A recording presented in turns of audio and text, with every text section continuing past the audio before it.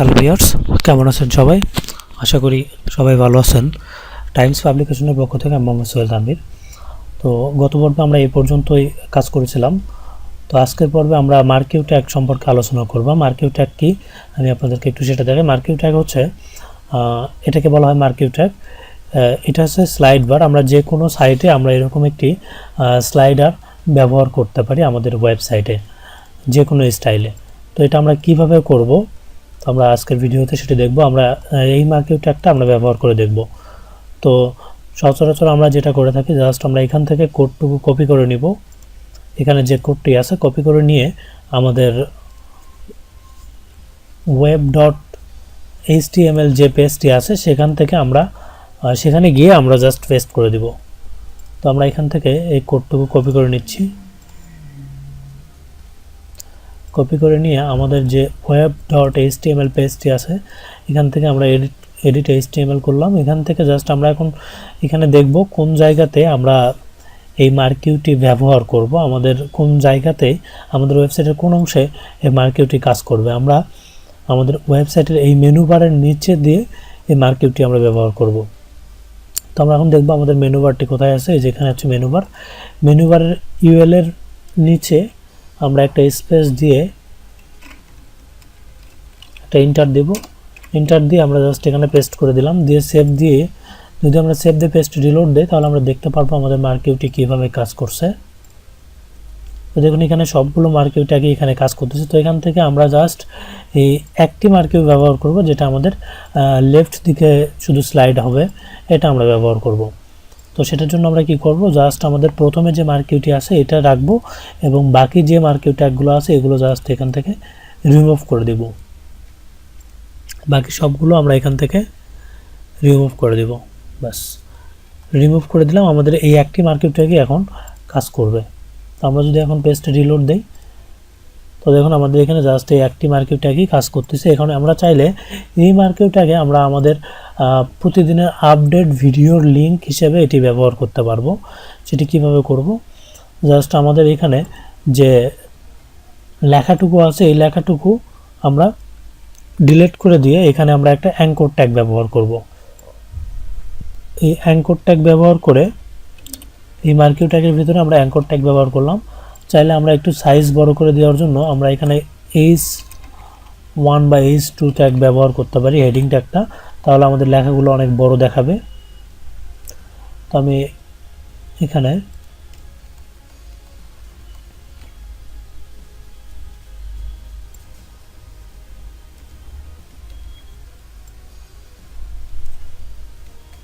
আমরা এখানে h1 ট্যাগটা ব্যবহার করে দেখি।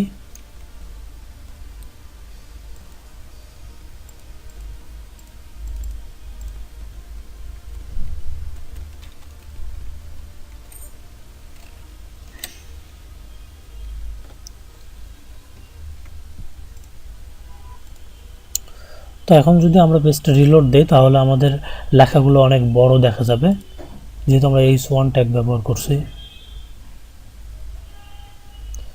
এবং এটি অ্যাঙ্কর ট্যাগ ব্যবহার করার কারণে এটা কিন্তু একটি লিঙ্ক আকার হয়ে গেছে। যখন আমরা এটাতে ক্লিক করতেছি তখন কিন্তু একটি লিঙ্কে চলে যাচ্ছে।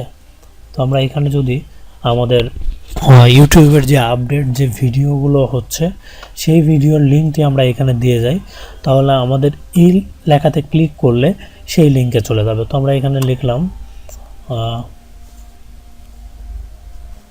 তো আমরা একটু ইউটিউবে যাই।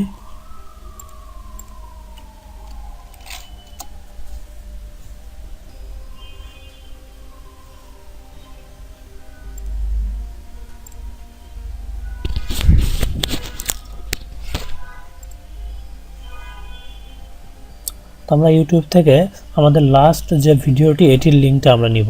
তো আমরা লাস্ট ভিডিওটির এখানে যে টাইটেলটি আছে আমরা সেই টাইটেলটি কপি করে নিলাম।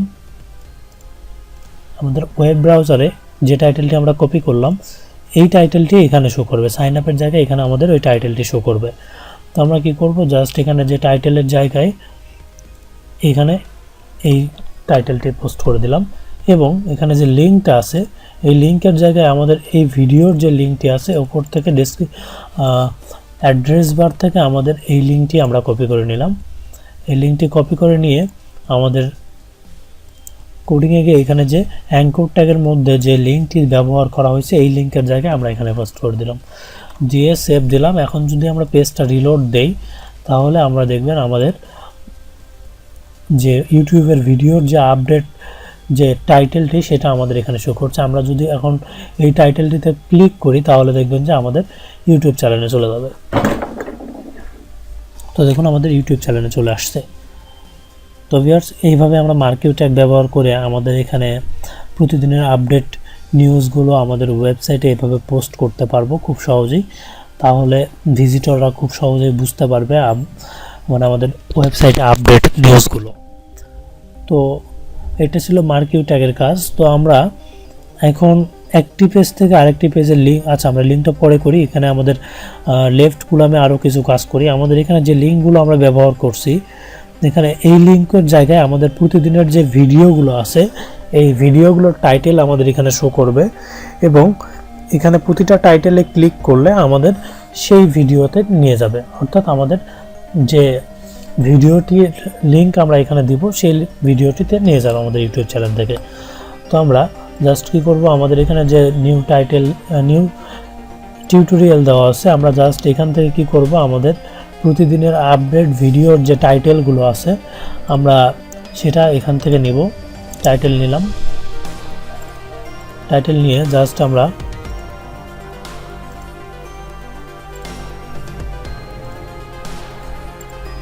টাইটেল নেওয়া শেষ। এখন এখানে আমরা লিঙ্কটা নিব, আমাদের যে ভিডিওটি আছে ভিডিওটির লিঙ্কটা নিব। ভিডিওটির লিঙ্ক নিয়ে এখানে যে অ্যাঙ্কর ট্যাগের ভিতরে যে লিঙ্কটি আছে এই লিঙ্কটি আমরা এখানে ব্যবহার করব এই লিঙ্কটি। তারপর যদি আমরা পেজটা রিলোড দিই তাহলে এখান থেকে পরিবর্তন হয়ে আমাদের এখানে টাইটেলটি শো করবে। এখন আমরা যদি এই টাইটেলে ক্লিক করি তাহলে আমাদের ভিডিওতে নিয়ে যাবে। তো এইভাবে আমরা পরপর আমাদের এখানে লেফট রাইট কলামে আমরা এইভাবে লিঙ্কগুলো ব্যবহার করতে পারি। তো এইবার আমরা দেখব একটি পেজ থেকে আরেকটি পেজের লিঙ্ক কীভাবে করব। আমাদের এখানে যে মেনু বারগুলো আছে, যেমন ওয়েব টিউটোরিয়াল, আমরা ওয়েব টিউটোরিয়ালে ক্লিক করলে ওয়েব টিউটোরিয়ালের পেজে নিয়ে যাবে। এটা আমরা কীভাবে করব, তো সেটা করতে গেলে আমাদের ফার্স্ট টাইম একটি কাজ করতে হবে। সেটা হচ্ছে আমাদের যে web.html ফাইল আছে এই ফাইলটি আমরা কপি করে নিব, কপি করে পেস্ট করব। পেস্ট করার পর এটা রিনেম করব। রিনেম করে আমরা এটাতে লিখব হচ্ছে ওয়েব টিউটোরিয়াল.html। এখন এই ওয়েব টিউটোরিয়াল.htmlটা আমরা এডিট করব। এডিট করে এখানে জাস্ট আমরা কি পরিবর্তন করব, এখান থেকে আমাদের যে ভিডিওগুলো আছে এই ভিডিওগুলোর থেকে আমরা এখানে পরিবর্তন করব। তো আমরা ইউটিউব থেকে আমরা এই প্লেলিস্টার লিঙ্কটা নিয়ে নিলাম ওয়েব টিউটোরিয়ালের।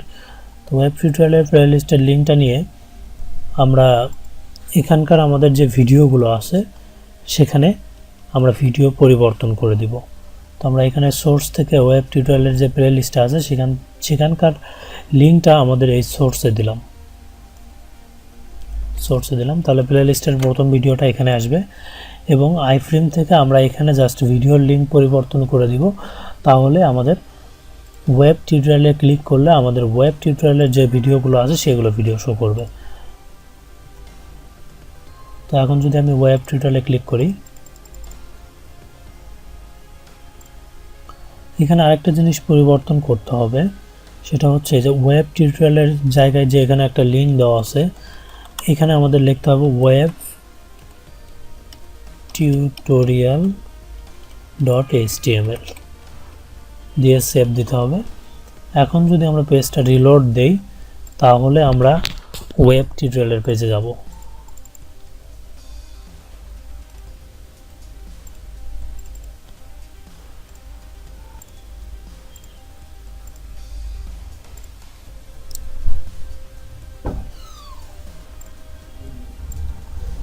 তোমরা এখন যদি ওয়েব টিউটোরিয়ালে ক্লিক করি তাহলে দেখুন ওয়েব টিউটোরিয়ালের পেজে চলে আসছে।